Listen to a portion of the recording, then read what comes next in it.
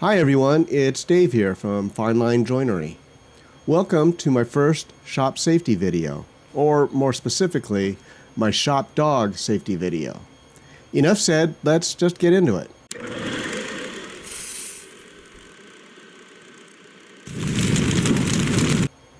As soon as I decided to make a safety video, I could already hear those of you out there that will be calling me out on my own violations. So instead of defending myself with the usual rhetoric about my experience, I'm putting the challenge out to you to find as many safety issues as you can and list them in the comments. There, done. Now, let me set the scene for this incident. If you've watched my videos in the past, you may have seen one or both of our dogs make an occasional cameo appearance. They've both been shop dogs since they were pups and pretty much have free roaming privileges. My biggest worry was being able to teach them the difference between random sticks in our yard at home and surface lumber here in the shop. Yeah, only one of those is okay to chew on. We got through that though with minimal damage.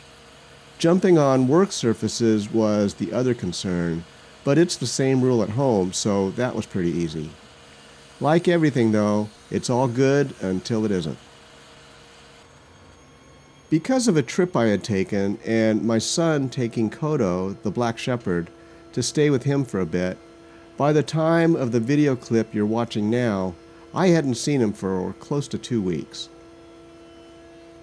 So here I am joining a stack of face frame parts. With my joiner and dust collector running, I didn't hear my wife arrive with the two dogs. As they appear in front of me, it looks like they're in my field of view, but my attention really is laser focused on my workpiece and that 16-inch joiner head. I see him now though.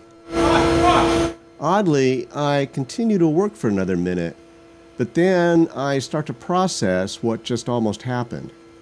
The reality of having been within a few inches of having a three-legged dog starts to set in. Kodo, Mochi, come here. Oh yeah, what a good boy. Oh yeah, yeah, come here.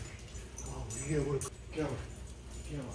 Okay. As I'm sure most of you do, I try to look at shop accidents, as well as the near misses, as a chance to learn to do things more safely.